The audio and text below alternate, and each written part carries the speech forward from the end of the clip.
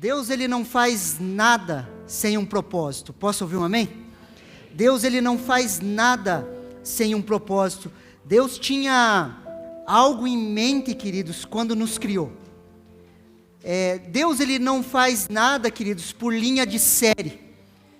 Ele não faz nada que não seja, entre aspas, autêntico. Deus, ele não faz nada sem um propósito. Todas as coisas, queridos, na criação, elas têm um propósito, um para quê. Todas as coisas que Deus criou, ele tem colocado e depositado um propósito. Quando nós olhamos, queridos, a história de Deus sobre a face da terra, ou a história da redenção, esse baile de amor que Deus tem escrito com a humanidade, que nós cantamos nessa manhã, queridos. Deus, ele tem essa história de redenção, e nessa história existe um propósito, existe uma direção. Deus está escrevendo uma história.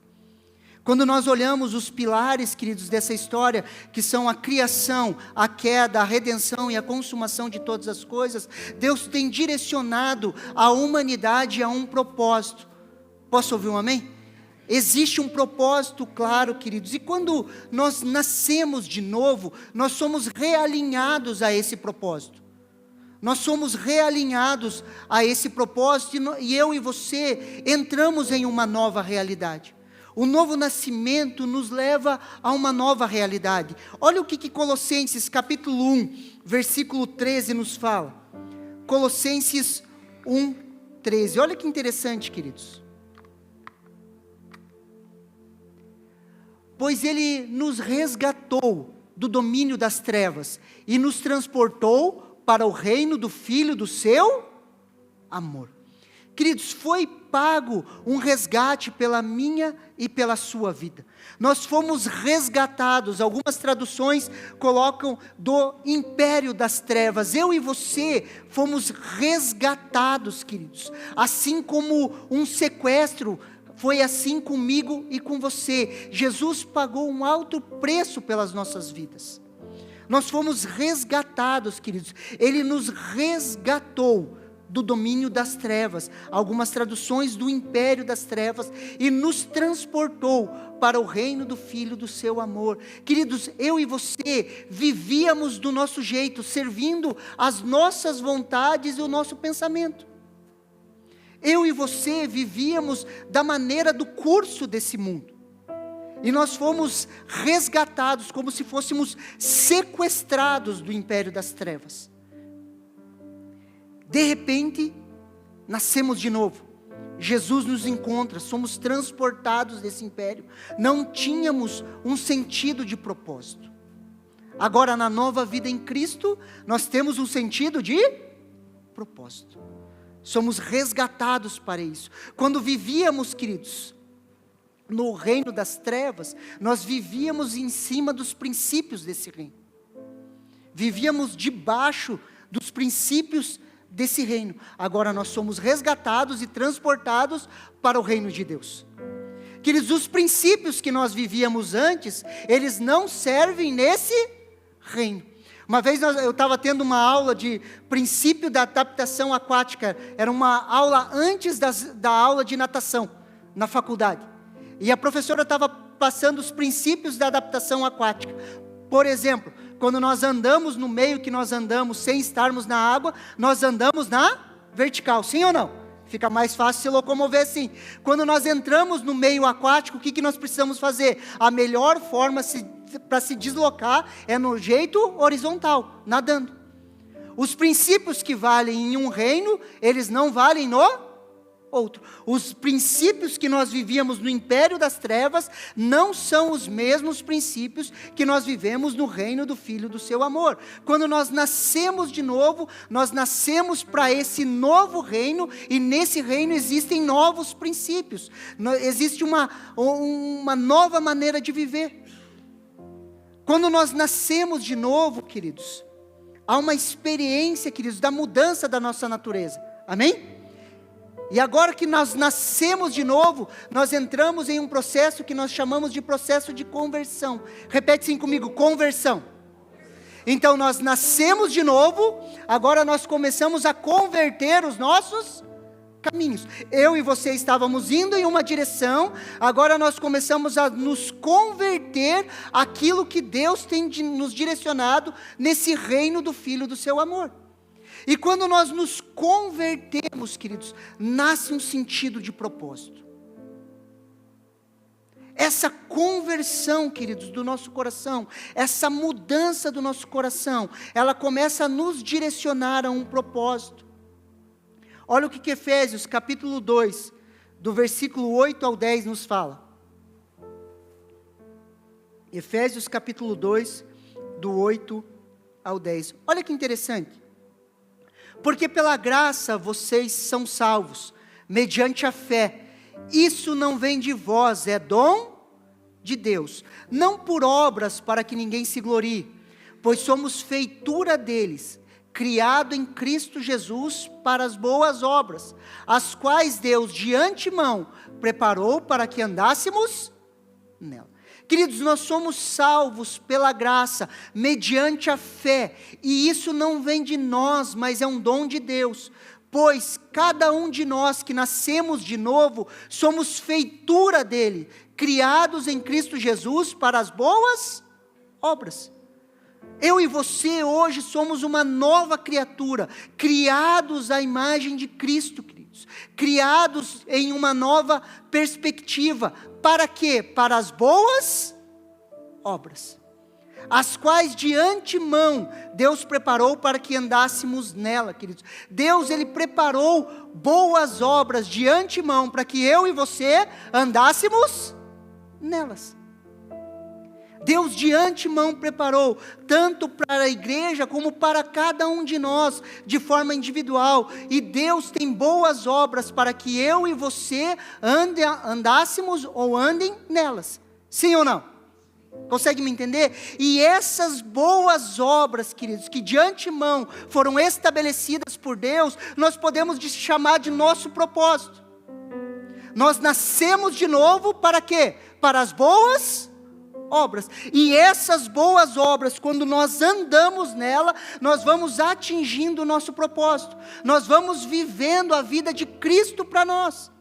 Existem boas obras para que eu e você possamos andar nelas. Existe um trilho. Por isso, Cristo, preste muita atenção aqui. A salvação não é o fim. A salvação, queridos, ela não é o fim. A salvação, ela é o início de uma nova vida. Repete assim comigo, nova vida. Queridos, a salvação, ela é o início de uma nova vida. Jesus nos salvou para o quê? Para as boas obras, para um propósito coletivo como igreja e um propósito individual, queridos, onde como pedras vivas nós vamos sendo encaixadas em um propósito que Deus determinou antes da fundação do mundo para que eu e você andássemos nelas. Essas boas obras, queridos, aponta para o nosso propósito, sempre vai ser para um propósito. Ser como Ele, para servir como Ele. Sempre vai ter um para, queridos. Nós podemos olhar nessa perspectiva, Deus como um investidor. Deus investiu algo na sua vida, sim ou não? Quando nós olhamos até a palavra de oferta, Deus depositou ondas e tem depositado ondas de amor nas nossas vidas. Deus investiu o sangue do seu Filho nas nossas vidas, sim ou não? E Ele investiu para que algo aconteça. É para servir. E esse servir, queridos, aponta para o nosso propósito. Olha que interessante, queridos, eu gosto muito desse texto. 2 Coríntios, capítulo 5, versículo 17 ao 19. 2 Coríntios, capítulo 5, versículo 17 ao 19. E se alguém está em Cristo, é nova criatura. As coisas antigas já se passaram, e eis que se fizeram novas. Ora, tudo isso provém de Deus, que nos reconciliou consigo mesmo, por meio de Cristo, e nos deu o ministério da reconciliação. a saber que Deus estava em Cristo, reconciliando consigo o mundo, e não levando em conta os pecados dos seres humanos, e nos confiou a palavra da reconciliação.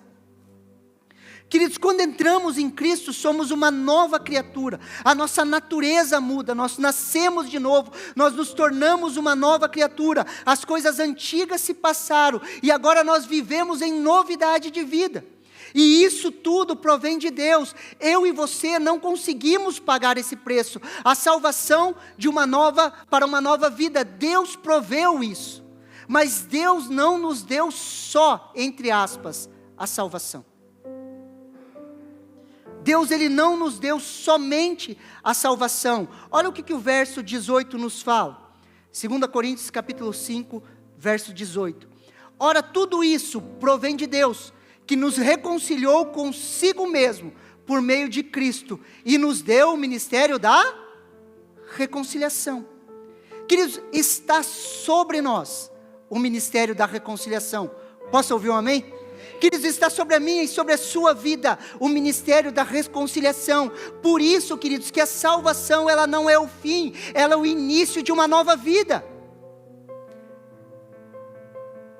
Uma vida com propósito, uma vida com sentido, onde o ministério da reconciliação está sobre nós.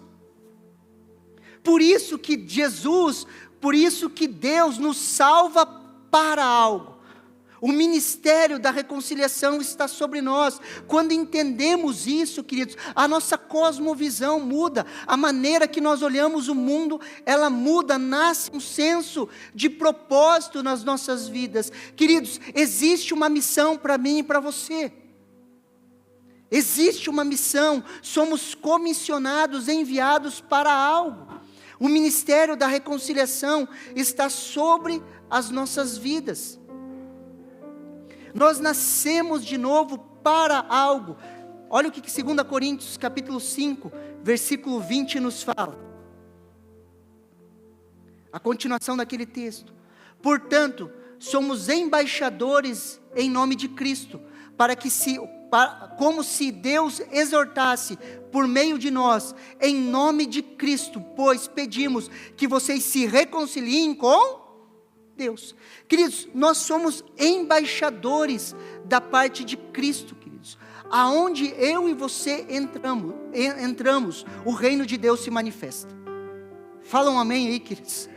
Aonde nós entramos, o reino de Deus se manifesta com paz, com justiça, com alegria no Espírito. Quando nós falamos embaixadores, queridos, no mundo em que nós vivemos, esse mundo de tensão e conflito, muitas vezes você já viu, dá rolo em algum país, o cara corre para a embaixada de outro país para se esconder. Existem pessoas que estão vivendo muito tempo dentro de embaixadas, refugiados. Por quê? Porque na embaixada, queridos, naquele lugar da embaixada, as leis do país, daquela embaixada equivalem, sim ou não? É assim, queridos. Se você correr agora para a embaixada dos Estados Unidos, as leis dos Estados Unidos, naquele perímetro de terra, são válidas. Quando Paulo está falando que eu e você somos embaixadores de Cristo, e nós carregamos o ministério da reconciliação, queridos, aonde nós estamos, as leis do reino de Deus se manifestam. Com justiça, paz e alegria no Espírito. Se você faz uma visita, entra em uma casa, essa casa está debaixo de opressão maligna, queridos, você pode liberar uma palavra e quebrar essa maldição. Fala um amém para mim achar que você está acreditando. Queridos, nós manifestamos isso. Nós somos embaixadores da parte de Cristo, representantes legais de Cristo na terra. Em nome de Cristo, pois, pedimos que vocês se reconciliem com Deus. Eu e você nos tornamos porta-voz de Deus, queridos, porta-voz de um chamado, reconciliem-se com Deus. Queridos, quando alguém ministrou o Evangelho, pregou o Evangelho para você, o que essa pessoa estava fazendo? Proclamando isso. Reconciliem-se com Deus. O Evangelho tocou a sua vida, queridos, porque alguém falou, sim ou não? Porque alguém ministrou. Deus poderia usar anjos, queridos, Deus poderia fazer do jeito que Ele quisesse, mas Ele decidiu, na sua soberania, usar pessoas para proclamar o Evangelho. O ministério da reconciliação está sobre as nossas vidas. Alguém debaixo desse ministério da reconciliação ministrou a sua vida e você foi salvo. Debaixo desse ministério. Queridos, Deus, Ele não precisa se reconciliar com o homem, é o homem que precisa se reconciliar com Deus, e precisa haver uma voz profética clamando: reconciliem-se com Deus.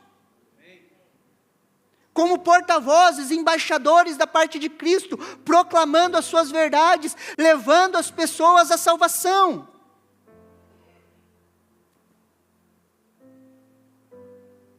E isso está sobre nós.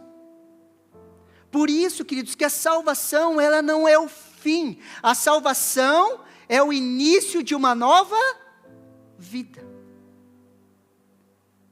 Quando nós começamos a andar nessas boas obras, queridos, nós vamos ministrando pessoas, através do ministério da reconciliação, que foi depositado sobre nós, e nós vamos vendo salvação, cura e libertação sobre a vida das pessoas. Nós vamos vendo o reino de Deus se manifestar através das nossas vidas, e esse é o propósito. E isso está sobre todos os crentes, todos aqueles que nasceram de novo. Olha o que 2 Coríntios, queridos, capítulo 4, versículo do 6 ao 7 nos fala. 2 Coríntios, capítulo 4, versículo do 6 ao 7.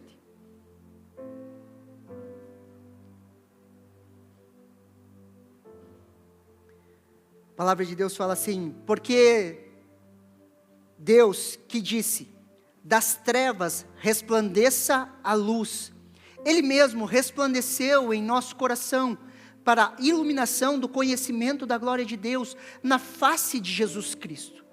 Temos, porém, este tesouro em vasos de barro, para que se veja que a excelência do poder provém de Deus e não de nós. Queridos, existe o vaso de barro com todas as imperfeições, assim como eu e você.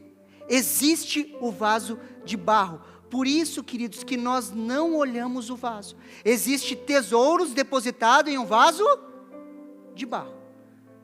O vaso de barro, queridos, somos eu e você caminhando sobre essa terra. Só que todos aqueles que nasceram de novo, queridos, de forma sobrenatural, algo foi depositado sobre a vida deles. Existe um tesouro depositado na minha e na sua vida. Existe um tesouro que foi depositado na minha e na sua vida, queridos. Só que esse tesouro foi depositado em vasos de barro. Por isso, queridos, não olhe para o vaso. Não olhe para o vaso na sua vida, nas suas limitações, nas suas lutas pessoais, nas suas confusões eternas, queridos. E eu quero abrir um parênteses aqui: a gente perde muito tempo olhando para o vaso. Queridos, existe um tesouro depositado em vaso de barro. Posso ouvir um amém? Você é o vaso, e existe um tesouro da parte de Deus depositado em você.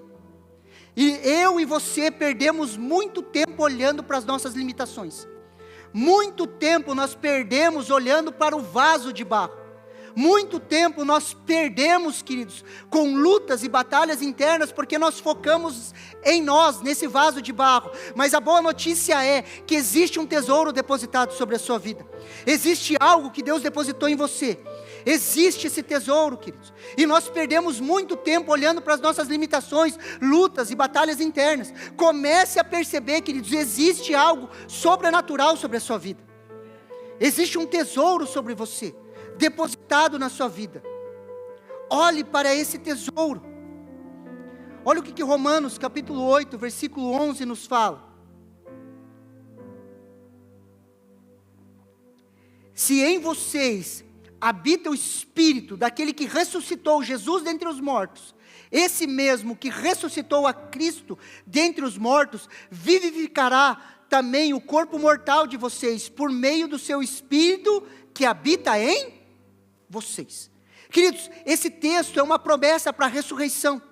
Se o mesmo Espírito que ressuscitou Jesus dentre os mortos, Ele habita em nós, Ele vai ressuscitar o nosso corpo mortal. Essa é uma promessa, mas existe uma promessa dentro desse texto. Esse Espírito habita em nós.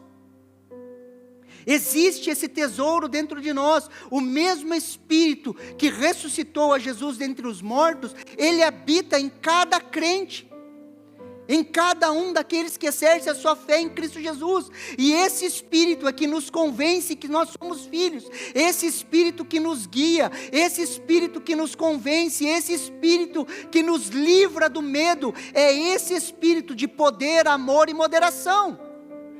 Esse Espírito, Ele habita em nós, queridos. Muitas vezes nós perdemos muito tempo olhando para as nossas limitações. Comece a perceber, queridos, que existe algo, queridos, que foi depositado na sua vida. Sim ou não? O Espírito Santo de Deus, Ele habita em nós, queridos. O mesmo Espírito que ressuscitou Jesus dentre os mortos. Lá em Vitimarçã eu gostava de brincar com o pessoal, é tipo X-Men, assim, sabe? Tem algo dentro de nós que é maior do que nós e a gente não sabe lidar muito bem com isso. Nós precisamos começar a entender e a discernir o que isso significa.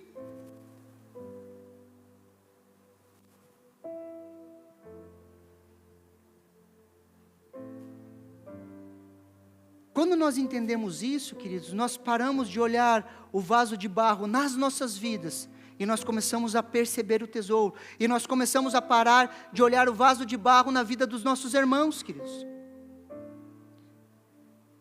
Muitas vezes vasos rachados por situações e circunstâncias.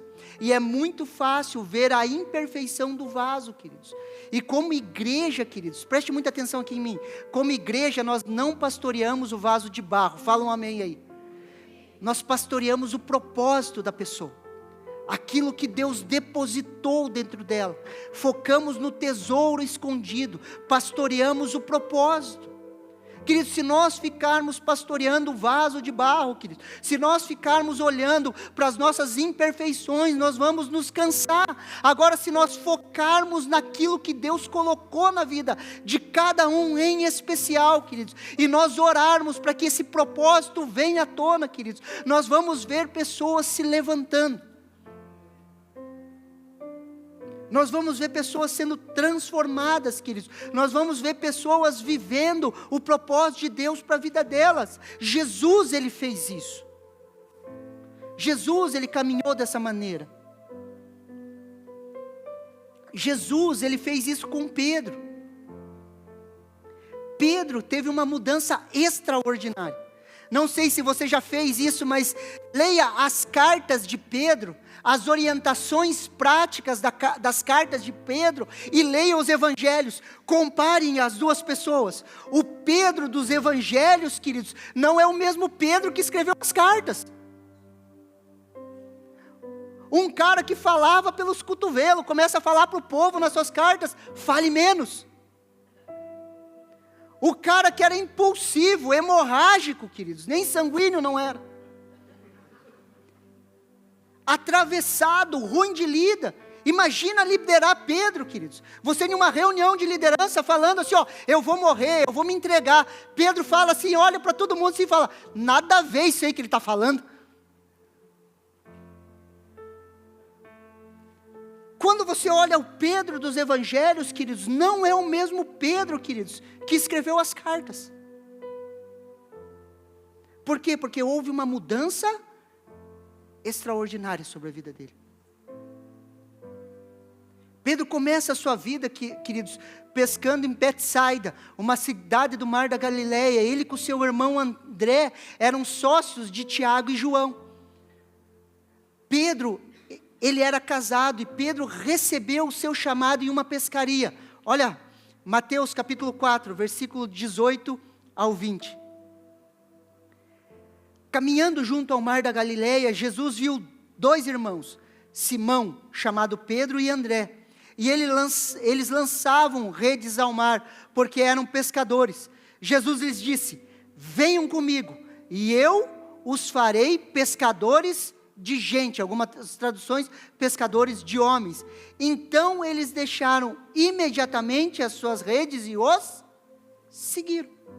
Queridos, no contexto, queridos, para um judeu ser chamado por um rabino, queridos, para seguir, era o ápice, queridos. Ser discípulo de um rabi era algo importante nessa cultura, queridos. Por isso eles deixaram rapidamente o seu ofício de pescadores e começaram a seguir Jesus. E Jesus, queridos, olhou para o propósito. Jesus olhou aqueles pescadores e viu o propósito. Olha o que Mateus capítulo 4, versículo 19 nos fala. Jesus disse: venham comigo e eu os farei pescadores de gente, ou pescadores de homens. Jesus estava olhando, queridos, 3 anos e meio lá na frente.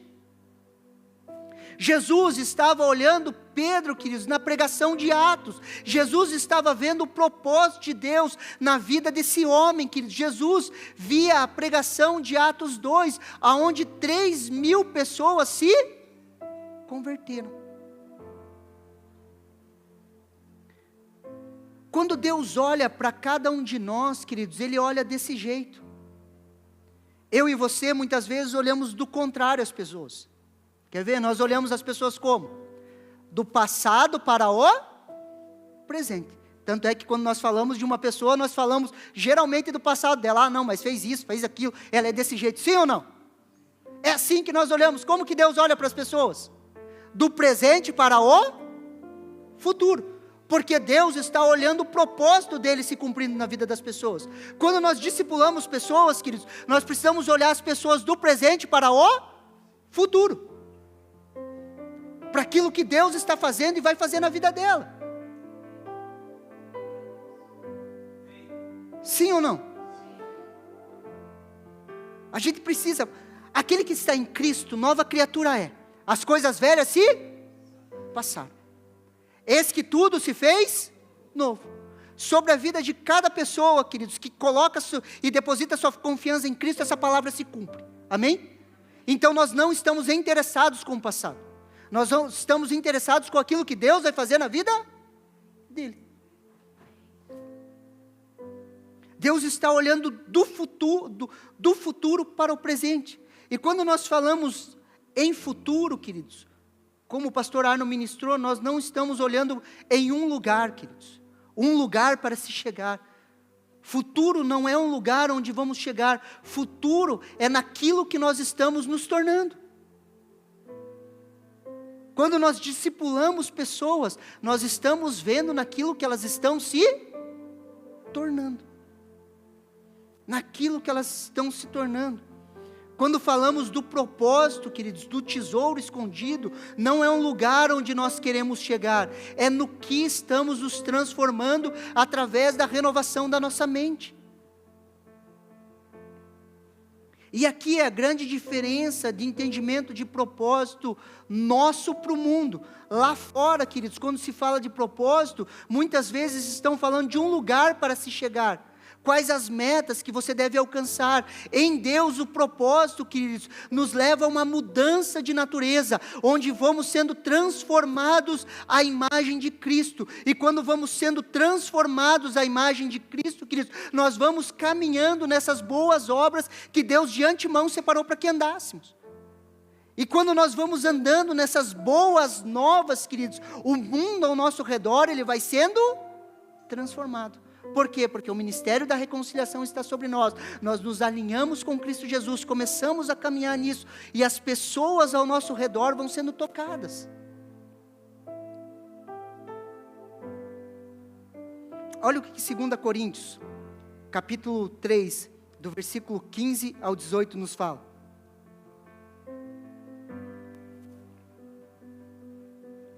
Segunda Coríntios, capítulo 3, versículo do 15 ao 18. Mas até hoje, quando Moisés é lido, o véu está posto sobre o coração deles. Quando, porém, alguém se converte ao Senhor, o véu é tirado. Ora, este Senhor é o Espírito, e aonde o Espírito do Senhor, aí há liberdade. E todos nós, com o rosto descobertos, contemplamos a glória do Senhor, somos transformados de glória em glória, na própria imagem, como pelo Senhor que é o Espírito. A salvação, queridos, ela abre a porta para essa nova vida, e essa nova vida nos leva às boas obras, e é desvendado o propósito, vamos sendo transformados de glória em glória à imagem de Cristo Jesus. Esse tesouro, ele se manifesta, queridos, e começamos a manifestar o propósito de Deus sobre a face da terra, e começamos a ver o mundo ao nosso redor sendo transformado. Por isso, busque o propósito de Deus sobre a sua vida, busque a ideia do propósito, busque o entendimento do propósito. A salvação, queridos, ela nos abre uma porta. Posso ouvir um amém? Ela abre essa porta, e nós entramos nesse propósito, e nós fomos sendo transformados de fé em fé, e de glória em glória, à imagem de Cristo Jesus.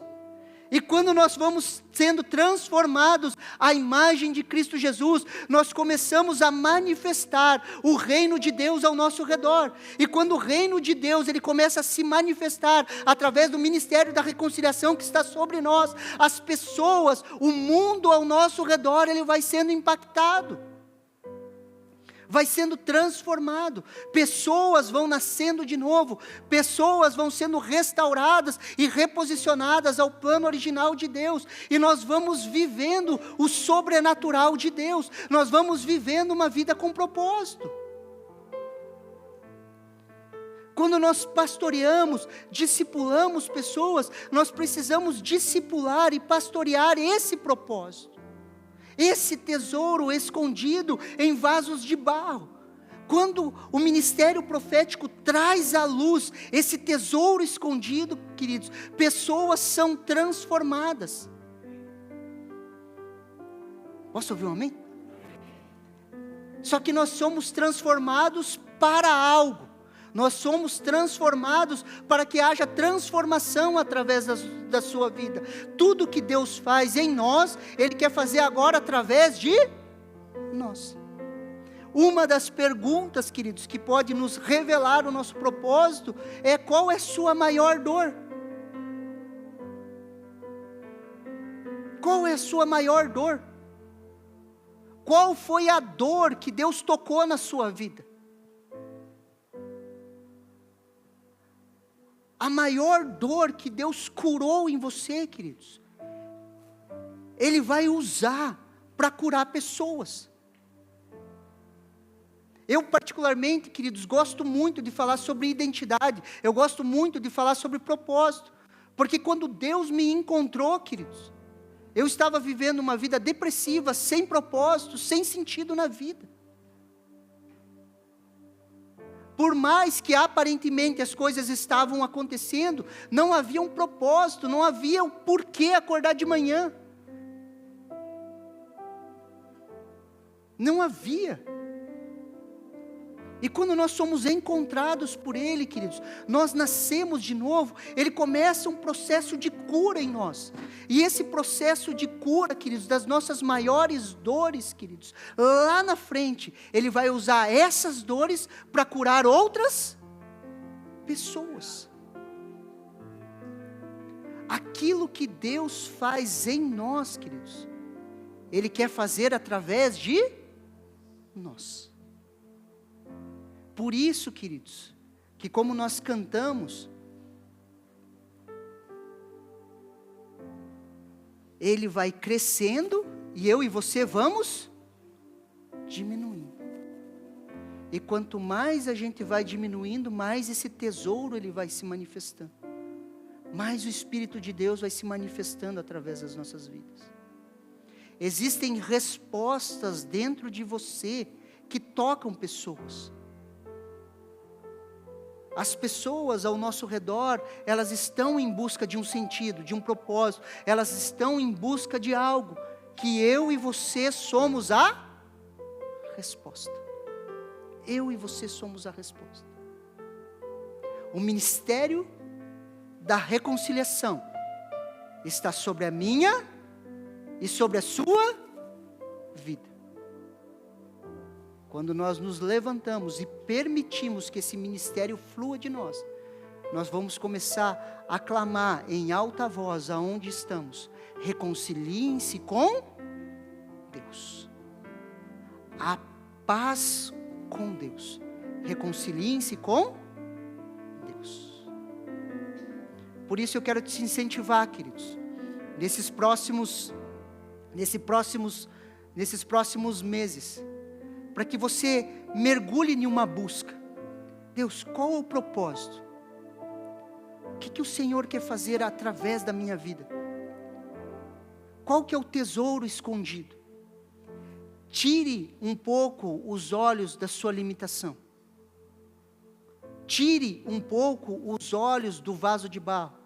Comece a treinar dentro de você, a não olhar para o vaso de barro. Comece a ver a obra de Deus através da sua vida. Comece a perceber as direções do Espírito Santo. Comece a perceber esse guiar do Espírito Santo. Tire essa lente, pare de olhar as suas limitações e automaticamente pare de olhar a limitação do outro. Comece a cavocar e procurar esse tesouro escondido. Nos discipulados, nos grupos familiares, comece, você que é apacentador, você que é líder, você que tem discipulado pessoas, comece a olhar e vasculhar e procurar em Deus o propósito da vida de cada um daqueles que Deus tem confiado sobre a sua vida.